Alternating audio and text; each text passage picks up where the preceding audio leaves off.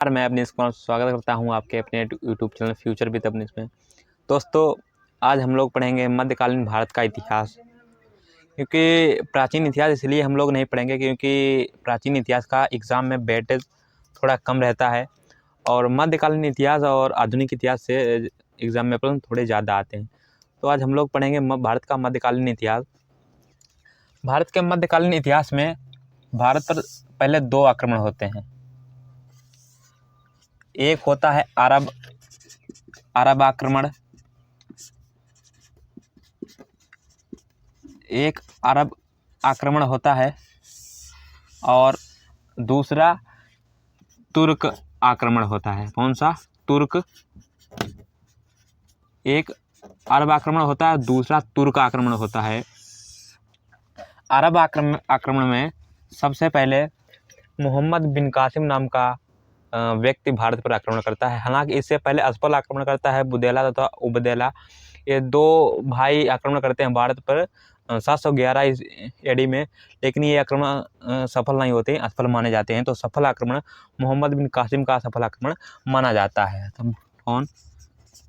मोहम्मद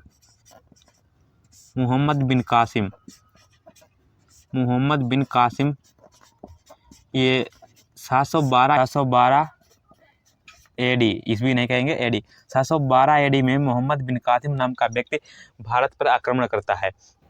तुर्क आक्रमण में हम देखेंगे कौन कौन आते हैं। तुर्क आक्रमण में 3 आक्रमण होते हैं। पहला आक्रमण करता है महमूद गजनवी। पहला आक्रमण होता है पहला आक्रमण महमूद गजनवी करता है, और दूसरा आक्रमण करता है मोहम्मद गौरी। कौन? मोहम्मद गौरी। दूसरा आक्रमण करता है मोहम्मद गौरी नाम का व्यक्ति तुर्क आक्रमण में दूसरा आक्रमण करता है। और तीसरा आक्रमण होता है दिल्ली सल्तनत।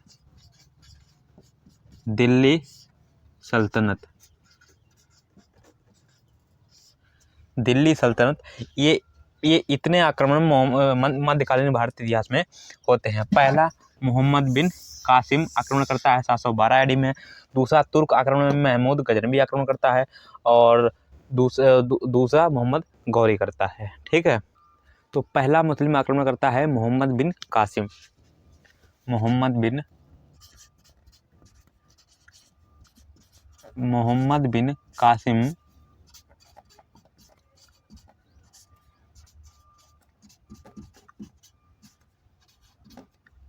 बिन कासिम भारत पर पहला अरब मुस्लिम आक्रमण करता है। कब? 712 में। 712 AD में मोहम्मद बिन कासिम आक्रमण करता है। ये आक्रमण सिंध के क्षेत्र में माना जाता है और इस आक्रमण को कहते हैं बैटल ऑफ सिंध। क्या?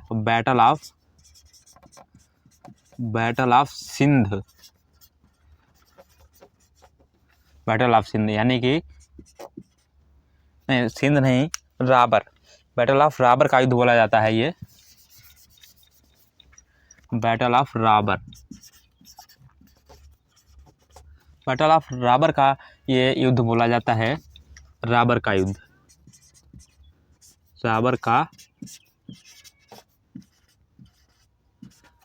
बोला जाता है। सिंध प्रांत पे ये करता है। ये किसके बीच में होता है? ये होता है मोहम्मद बिन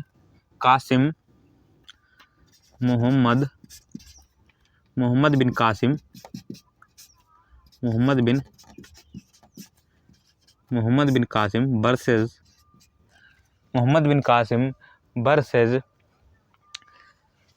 राजा दाहिर।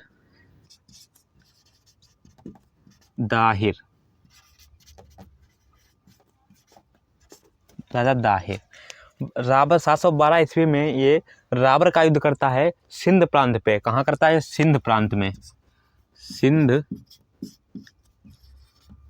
प्रांत में ये 712 ईस्वी में 712 AD में ये मोहम्मद बिन कासिम राबर का युद्ध करता है। किसके बीच होता है? मोहम्मद बिन कासिम वर्सेस राजा दाहिर के बीच ये होता है। इस युद्ध की जानकारी आपको चचनामा चचनामा एक पुस्तक में मिलती है। किस पुस्तक में? बुक चचनामा,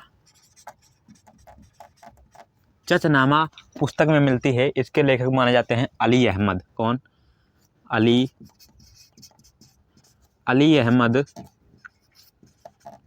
अहमद इस पुस्तक को लिखते हैं। और इस युद्ध की जानकारी आपको चाहिए तो चचनामा पुस्तक में आपको इस युद्ध की जानकारी मिलेगी। इसमें विक्ट्री किसकी होती है, यानी कि जीतता कौन है? मोहम्मद बिन कासिम इसमें विक्ट्री इसकी होती है, यानी कि मोहम्मद बिन कासिम ये युद्ध जीत जाता है। मोहम्मद बिन कासिम ये युद्ध जीत जाता। हालांकि इससे पहले ये युद्ध भारत पर सफल आक्रमण माना जाता है। क्या? भारत पर सफल आक्रमण माना जाता है। 712 AD में ये मोहम्मद बिन कासिम नाम का व्यक्ति भारत पर आक्रमण करता है। हालांकि इससे पहले भी 711 AD में अब्दुल्ला तथा उदैला ये आक्रमण करते हैं भारत पर। हालांकि ये इनका आक्रमण असफल हो जाता है। बस सफल आक्रमण मोहम्मद बिन कासिम का ही माना जाता है। इसके बाद में 713 ईस्वी में 713 AD में ये मोहम्मद बिन कासिम मुल्तान पर आक्रमण करता है। किसको? मुल्तान पर आक्रमण करता है 713 ईस्वी में। इस समय मुल्तान को स्वर्ण नगरी कहा जाता था। स्वर्ण नगरी अर्थात इस मुल्तान में बहुत से खजाने, बहुत से सोने हुआ करते होंगे, तो इस कारण इसे स्वर्ण नगरी कहा जाता था। इसके बाद में मोहम्मद बिन कासिम भारत में, हालांकि इसका उद्देश्य होता है, उद्देश्य लिख लीजिए यहाँ पे, उद्देश्य इसका उद्देश्य होता है धन दौलत लूटना और इस्लाम धर्म का प्रचार प्रसार। ये बसने के पर्पस से यहाँ युद्ध नहीं करता है। इसका युद्ध होता है इस्लाम धर्म का प्रचार प्रसार करना, इस्लाम धर्म का प्रचार प्रसार करना तथा धन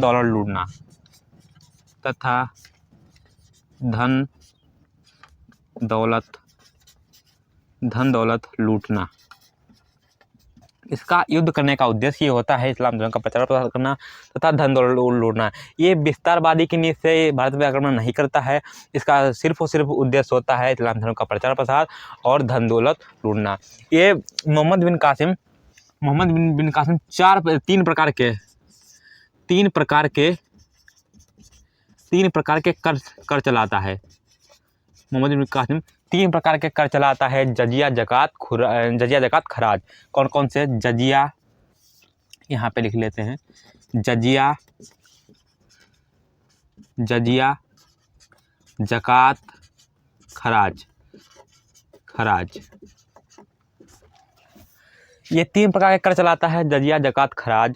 जजिया का सर्वप्रथम मोहम्मद बिन कासिम चलाता है। सर्वप्रथम मोहम्मद बिन कासिम चलाता है। और ये टैक्स गैर मुस्लिमों से लिया जाने वाला एक सुरक्षात्मक टैक्स था। क्या था? गैर मुस्लिमों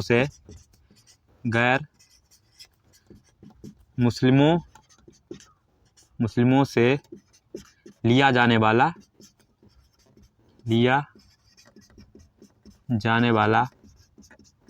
एक कर था।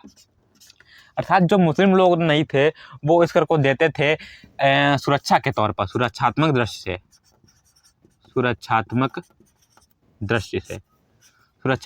से इस कर को जो लोग मुस्लिम नहीं थे वो इस कर को देते थे। हालांकि 1564 ईस्वी में इस कर को मुगल बादशाह अकबर समाप्त कर देता है। कौन?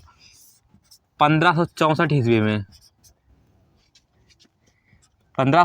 ईस्वी में अकबर, मुगल काल का शासक होता है अकबर इस कर को समाप्त कर देता है। अकबर इस कर को समाप्त कर देता है और चलाने वाला होता है कौन? मोहम्मद बिन कासिम। ये क्या करता है मोहम्मद बिन कासिम? ये 5 लोगों को इस कर से दूर रखता है। कौन कौन से 5 लोग? 5 लोगों को इस कर से 5 लोगों को कर से दूर रखता है, दूर रखता है। ठीक है, 5 लोग कौन कौन से थे? 5 लोग, एक ब्राह्मण, अर्थात ब्राह्मण इस कर को नहीं दे सकता, ब्राह्मण। दूसरा बच्चा, तीसरा विकलांग, जो विकलांग व्यक्ति थे वो भी इस कर को नहीं देते थे, विकलांग। चौथा औरत, ब्राह्मण, बच्चा, विकलांग, औरत, और 5वां था, 5 लोगों को ये रखता है, ब्राह्मण, बच्चा, विकलांग, औरत, और 5वां बूढ़ा। जो बूढ़े व्यक्ति थे उनको ये कर नहीं देना था। अर्थात जजिया कर 5 लोग सिर्फ नहीं दे सकते थे, और जितने गैर मुस्लिम हैं वो इस कर को देते थे। ब्राह्मण, बच्चा, विकलांग, औरत और बूढ़ा, ये 5 ही व्यक्ति थे जो इस कर को नहीं देते थे। जजिया कर को 1679 ईस्वी में औरंगजेब फिर से लगाता। देखिए, स्टार्ट किया किसने? मोहम्मद बिन कासिम ने। मोहम्मद बिन कासिम ने सिर्फ सिंध प्रांत पर ये टैक्स लगाया था। किस पे? सिर्फ ओनली, यहाँ लिख लीजिए, ओनली सिंध प्रांत, ओनली सिंध क्षेत्र पे, सिर्फ सिंध क्षेत्र पे ये टैक्स लगाता है। और इसको सर्वप्रथम स्टार्ट करता है ये, और समाप्त करता है कौन?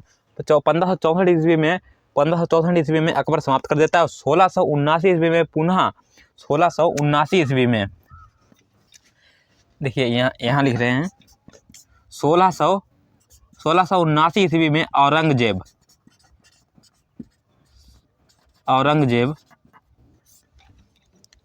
1679 ईस्वी में औरंगजेब इस कर को पुनः लगाता है।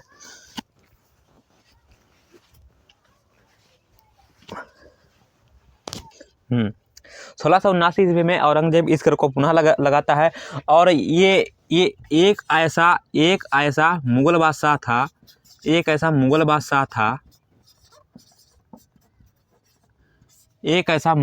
था, जो अंग्रेजों से भी टैक्स वसूलता है। किससे? अंग्रेजों से भी।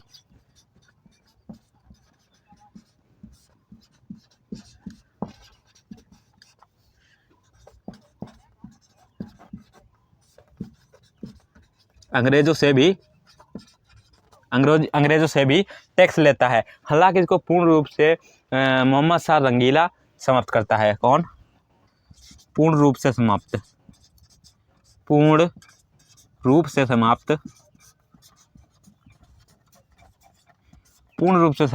मोहम्मद शाह रंगीला। ये मुगल काल का ही शासक था, मोहम्मद शाह रंगीला। मोहम्मद शाह रंगीला इस कर को पूर्ण रूप से समाप्त कर देता। देखिए, मोहम्मद बिन कासिम जजिया कर को सर्वप्रथम स्टार्ट करता है। कैसा टैक्स था? गैर मुस्लिमों से लिए जाने वाला एक सुरक्षात्मक टैक्स था। मोहम्मद बिन कासिम 5 लोगों को इस कर से दूर रखता है, ब्राह्मण, बच्चा, विकलांग, औरत, बूढ़ा। अर्थात ये 5 लोग इस कर को नहीं देते थे, और जो गैर मुस्लिम थे वो इस कर को देते थे। और 1564 ईस्वी में अकबर मुगल बादशाह इस कर को समाप्त कर देता है। और पुनः फिर 1679 ईस्वी में औरंगजेब इस कर को पुनः लगाता है। और एक ऐसा बादशाह था जो अंग्रेजों से भी टैक्स लेता था, जो ये जजिया कर अंग्रेजों से भी टैक्स लेता था। और नोट करके यहाँ पे लिख लीजिए, नोट, फिरोज शाह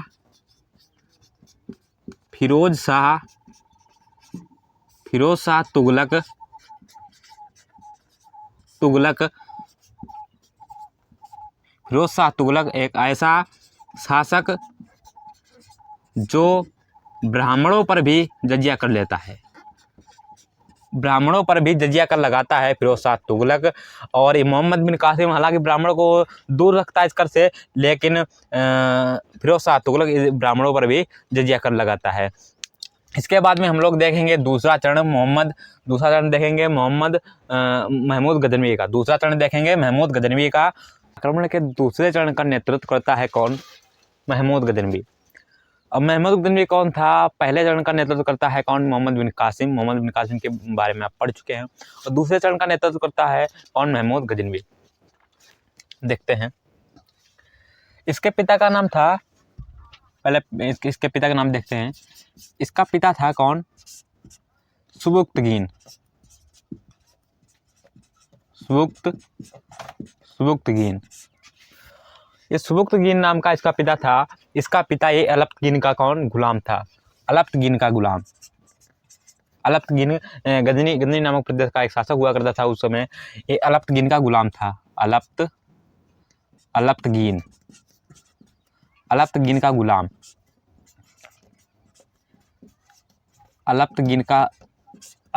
सुबुक्तगीन अलप्तगीन का गुलाम था। और फिर बाद में ये अलप्तगीन का कौन? दामाद बन जाता है। अलप्तगीन का दामाद। बाद में ये दामाद बन जाता है।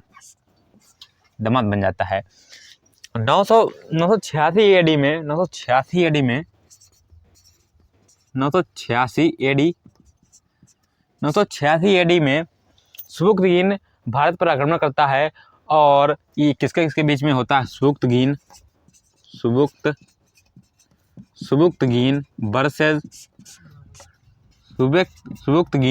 वर्सेस जयपाल। ये हिंदू शाही वंश का राजा था जयपाल। सुबुक्तगीन वर्सेस जयपाल के मध्य ये युद्ध होता है। और इसमें विक्ट्री सुबुक्तगीन की होती है। सुबुक्तगीन की इसमें विक्ट्री होती है। विक्ट्री होती है। उसके बाद में महमूद गजनवी होता है। महमूद इंक ना है।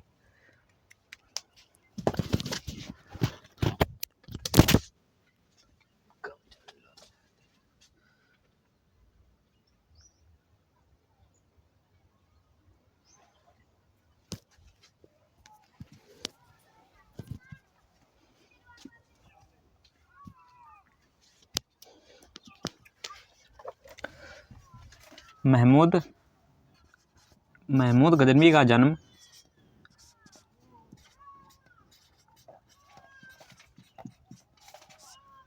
गजनवी का जन्म 971 में होता है। 971 एडी में होता है। और ये गजनी प्रांत का शासक था। गजनी प्रांत का शासक।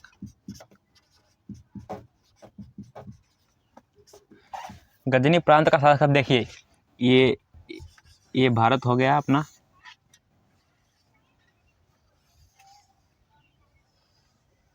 इतने बनाते हैं। देखिए ये यहाँ पे पाकिस्तान हो गया। ये इधर अफगानिस्तान हो गया। तो यहाँ पे गजनी नामक प्रदेश पड़ता है। इसी क्षेत्र का ये महमूद गजनवी शासक था। और ये गद्दी पे बैठता है।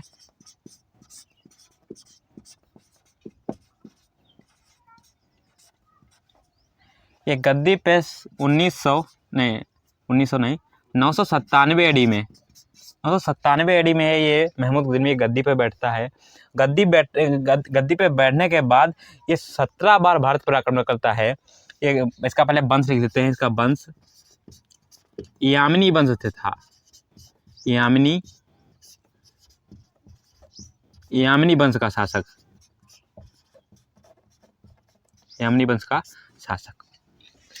इतिहासकार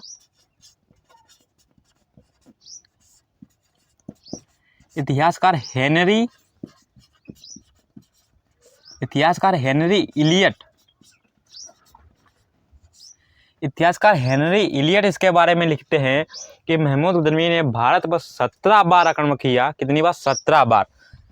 महमूद गजनवी ने भारत पर 17 बार आक्रमण किया। 17 बार आक्रमण। 17 बार आक्रमण किया। 1000 से लेकर 1027 तक इसने लगातार 17 बार आक्रमण किया। और इसका उद्देश्य क्या था? आक्रमण करने का इसका उद्देश्य क्या था? इसका भी उद्देश्य धन दौलत लूटना था, ना कि साम्राज्यवादी नीति या विस्तार करना था। क्या था? धन दौलत लूटना, धन दौलत लूटना। देखिए 712 एडी में मोहम्मद बिन कासिम नाम का व्यक्ति भारत पर पहला सफल आक्रमण करता है। उसका भी उद्देश्य क्या था? धन दौलत लूटना और इस्लाम धर्म का प्रचार प्रसार करना। इसका भी इसके दूसरे चरण का नेतृत्व कौन करता है? महमूद गजनवी नाम का व्यक्ति करता है। इसका भी उद्देश्य क्या होता है? धन दौलत लूटना, इस्लाम धर्म का प्रचार प्रसार करना, ना कि विस्तारवाद करना, ना कि विस्तार करना, ना कि विस्तार करना। इसके तीसरे चरण का नेतृत्व करेगा कौन? मोहम्मद गौरी चाहेगा, उसकी नीति होगी विस्तार करना। और मोहम्मद बिन कासिम, महमूद गजनवी, ये दो व्यक्ति ऐसे होंगे जिनकी नीति विस्तारवादी नीति नहीं होगी। इसके बारे में एक कथन है बहुत फेमस, चलिए वो बाद में लिखते हैं, पहले इसके युद्ध देख लेते हैं। ये 1000 एडी में ये एक युद्ध करता है पेशावर पर ये युद्ध करता है। पहला ये युद्ध माना जाता है इसका फर्स्ट बैटल ये पेशावर पर करता है। उसके बाद में 1001 में ये पंजाब राज्य के शासक जयपाल, ये हिंदू वंश के शासक थे, जयपाल के साथ इसका युद्ध होता है 1001 में पंजाब राज्य पे। कहाँ? पंजाब राज्य पे होता है। इसमें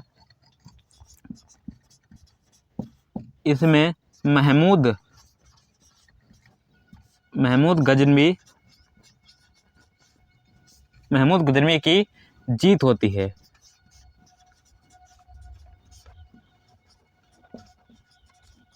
महमूद गजनवी की जीत होती है और जयपाल शासक पराजित होने के कारण ये आत्महत्या कर लेता है। क्या?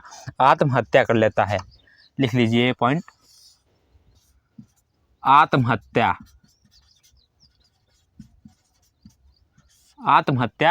कर लेता है। कौन? जयपाल कर लेता है। इसके बाद में 1008 में ये फिर से युद्ध करता है। कहाँ?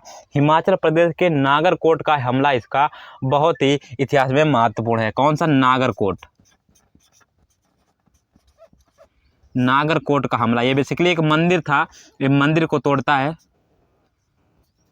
नागरकोट का हमला 1008 में ये नागरकोट का हमला करता है। ये हिमाचल प्रदेश में पड़ता है। 1008 में ये नागरकोट का हमला करता है और ये ज्वालामुखी नाम का एक मंदिर, ज्वालामुखी नाम का एक मंदिर होता है, उसको ये तोड़ता है और वहाँ से धन दौलत खूब लूटता है। इसके बाद में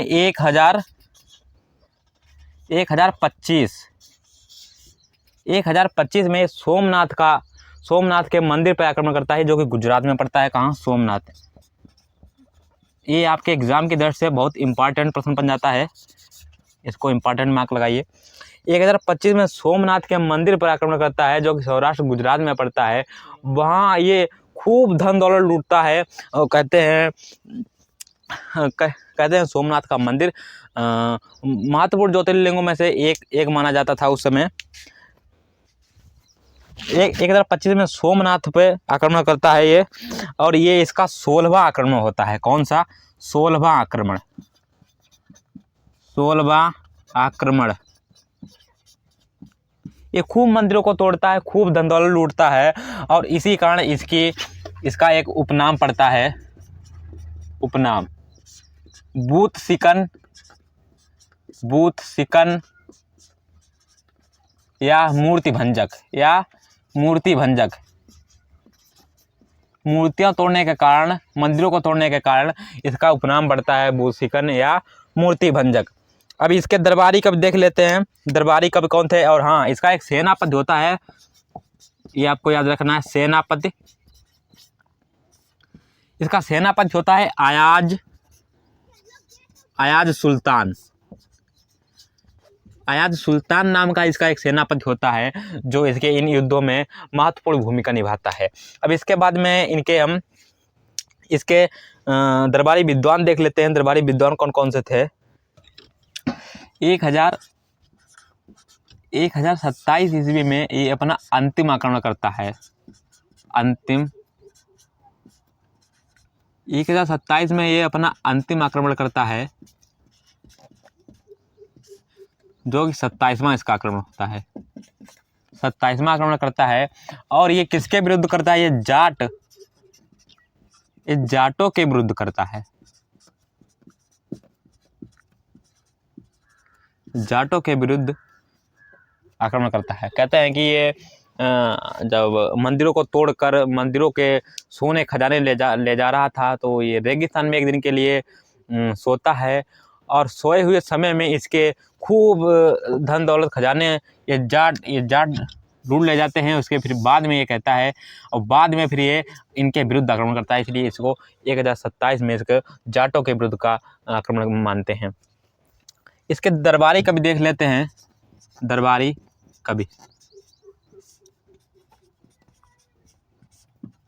कवि कौन थे। फारूकी, उत्बी, अलबरूनी।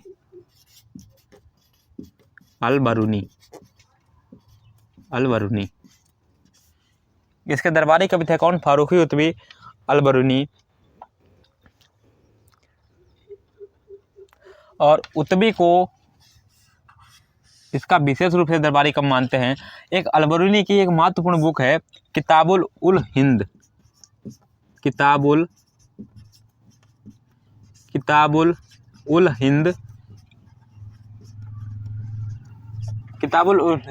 ये अलबरूनी की एक बुक है। फारूकी की आपको बुक याद रखनी है, वो कौन सी है। शाहनामा पुस्तक के लेखक कौन है। फारूकी। और उत्बी की, फारूकी ने होगा फिरदौसी।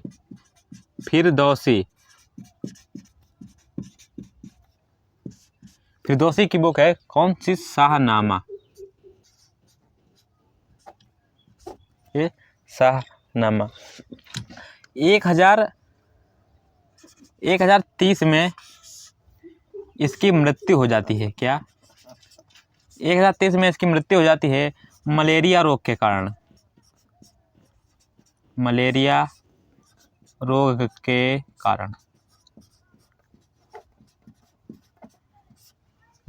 के कारण इसकी 1030 में इसकी मृत्यु हो जाती है। और अलबरूनी एक ये बहुत ही महान गणितज्ञ या संस्कृत, इसको लगभग भारत की लगभग सर्वाधिक भाषाएं इसको आया करती थी। तो 1027 में इसकी 1027 में महमूद गजनवी की मृत्यु हो जाती है। और इस तरह ये तुर्क आक्रमण का दूसरा नेतृत्वकर्ता समाप्त होता है। और इसके बाद में कौन आता है। मोहम्मद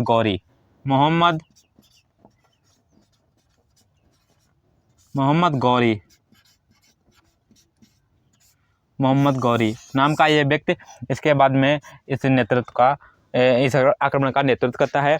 आज के लिए इतना ही। और मोहम्मद गौरी को अगले वीडियो में हम लोग देख लेंगे अच्छे से। आई होप आपको ये वीडियो पसंद आई होगी। पसंद आए तो यूट्यूब चैनल को सब्सक्राइब करें, लाइक करें और शेयर करना ना भूलें।